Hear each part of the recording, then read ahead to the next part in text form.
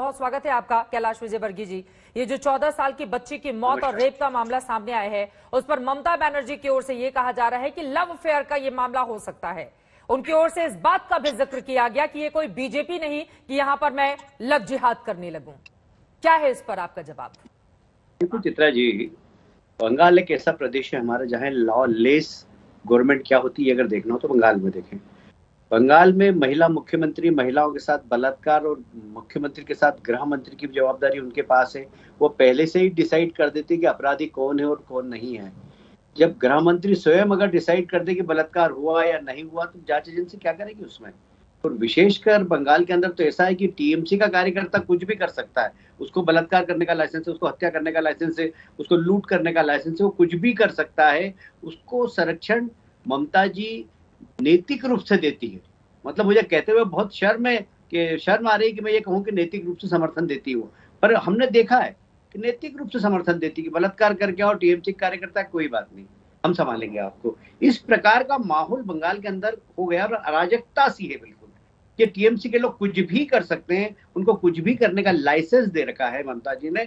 ये बहुत चिंता की बात है और बहुत शर्म की बात है डेमोक्रेसी की। हालांकि इसमें पूरे मामले में बाल आयोग जांच करेगा क्योंकि लड़की की उम्र 14 साल की है, लेकिन वहीं दूसरा पक्ष ये भी है, उनकी ओर से जो बयान दिया गया है कि पुलिस सबूत कहां से लेकर आए कि उसके साथ रेप हुआ या फिर वो गर्भवती हो गई थी या फिर कोई अन्य कारण थे, किसी ने थप्पड़ मारा जिसके बाद वो बीमार पड़ गई हो।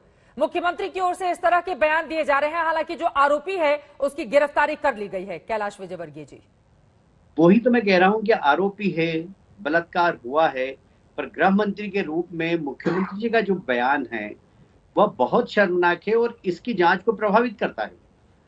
और इसलिए बाल आयोग क्या जांच करेगा, दिल्ली से बाल आयोग की टीम जाएगी, पर लोकल अधिकारी तो टीएमसी के पुलिस अधिकारी, थाना अधिकारी टीएमसी के कार्यकर्ता की तरह काम करते हैं। जो दीदी ने बोल दिया वो सही, वो बाल आयोग को कोई समझते ही नहीं है।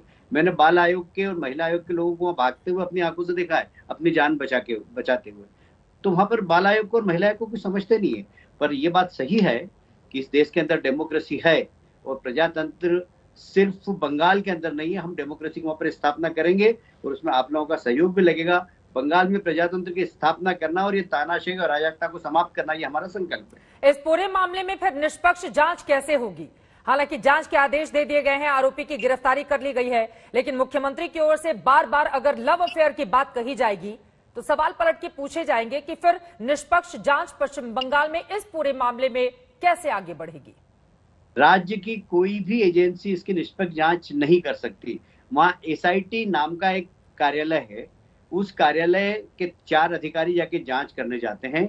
वह जांच वही करते हैं जो टीएमसी कार्यालय से रिपोर्ट आती है। जो रिपोर्ट टीएमसी कार्यालय से आती है, एसआईटी की जांच की वो रिपोर्ट सार्वजनिक हो जाती है। 100 ऐसी एसआईटीओ ने जांच की, एक भी अपराधी आज तक गिरफ्तार नहीं हुआ है। हजारों सैकड़ों की संख्या में वहां पर हत्याएं हुई है, एक भी अपराधी को आज तक सजा नहीं मिली है। ये दुर्भाग्य है बंगाल का। लेकिन इसी के साथ टीएमसी के नेता पलटकर आप लोगों से सवाल पूछते हैं कि टॉप 5 अगर स्टेट निकालकर देख लिए जाएं तो उसमें पश्चिम बंगाल नहीं आता है। राजस्थान पहले नंबर पर, उसके बाद उत्तर प्रदेश है, मध्य प्रदेश है, महाराष्ट्र है, असम है, जिसमें 3 राज्यों में आपकी सरकार है। तो वहां से बार बार ये आंकड़े दिए जाते हैं कि बीजेपी शासित राज्य, बीजेपी के नेताओं को नजर क्यों नहीं आते? तो इसका मतलब है कि वहां पर जो हो रहा है वो अच्छा हो रहा है। हमने वहां की भी निंदा की है। हमारे राज्य में भी अगर इस प्रकार की घटना होगी जहां हमारा शासन है तो हम उसकी निंदा करेंगे। महिलाओं का सम्मान करना ये हमारा प्रथम उद्देश्य। अभी पिछले दिनों आपने देखा होगा मध्य प्रदेश के अंदर शहडोल के पास एक बालिका के साथ बलात्कार हुआ। रेप करने वालों को पूरा बुलडोजर से उसका मकान उड़ा दिया गया। वे सारे लोग जेल के अंदर हैं, जो भगे हुए उनके खिलाफ भी कार्रवाई हो रही है और इसलिए कार्रवाई सख्त होना चाहिए। देखिए, घटनाएं कभी भी रुकती नहीं। इतना बड़ा समाज है, 130 करोड़ की पॉपुलेशन है, घटनाएं होगी, पर घटना होने के बाद सरकार की भूमिका क्या है? गृह मंत्री के रूप में या मुख्यमंत्री के रूप में उस प्रदेश के मुख्यमंत्री के, गृह मंत्री क्या भूमिका है? वो अगर इस प्रकार ममता जी जैसे बयान देंगे तो वहां पर क्या लॉ एंड ऑर्डर कायम रह सकता है? आप लोगों की ओर से बार बार इस पूरे मामले में कहा गया कि चूंकि टीएमसी नेता का बेटा है, इस वजह से बचाने की कोशिश के तहत ममता बनर्जी का यह बयान सामने आया है, लेकिन उसके बेटे की गिरफ्तारी भी हुई है। वहीं दूसरी तरफ टीएमसी के लोगों का कहना है कि नहीं, ये गलत तरीके से बीजेपी प्रस्तुत कर रही है, टीएमसी से उस व्यक्ति का कोई लेना देना नहीं है। मैं यही कह रहा हूं कि टीएमसी के लोगों को वहां पर बलात्कार करने का लाइसेंस है, हत्या करने का लाइसेंस है, लूट करने का लाइसेंस है, वो कुछ भी कर सकते हैं, किसी प्रकार की भी अराजकता कर सकते हैं। यदि टीएमसी का कार्यकर्ता है तो उसको अधिकार है। यही दुर्भाग्य है बंगाल की जनता का, और यही जनता वहां पर सफर कर रही है। एक आखिरी सवाल, इस पूरे मामले में परिवार को इंसाफ कैसे मिलेगा?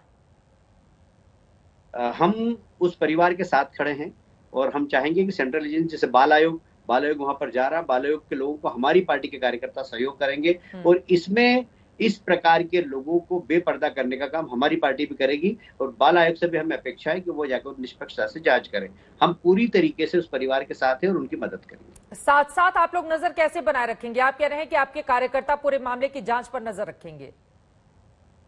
नहीं, हमारे कार्यकर्ता रखेंगे। आज भी उनके परिवार से संपर्क में हमारे कार्यकर्ता, और उनको मदद कर रहे हैं। इस प्रकार के जहां पर भी जाति बंगाल के अंदर होती है, हमारे कार्यकर्ता जाते हैं और खड़े रहते हैं। बंगाल में इस तरह की स्थिति हर गुजरते दिन में बनती हुई क्यों चली जा रही है, जबकि टीएमसी का यह दावा है कि प्रचंड तरीके से हमने जीत हासिल की, बीजेपी को यह बर्दाश्त नहीं होता है, इसी वजह से तमाम छोटे मामलों को भी बड़ा करके वो लगातार कटघरे में हमें खड़ा करती है, जबकि कई बीजेपी शासित राज्य ऐसे हैं जहां पर हालात बंगाल से ज्यादा खराब हैं। देखिए, बंगाल के अंदर जीत का जो अहंकार दीदी को आया और टीएमसी के कार्यकर्ताओं को आया है, इसके कारण अराजकता हुई है। जीत को डाइजेस्ट करना बड़ा मुश्किल होता है, बस जीत हजम नहीं हो रही है।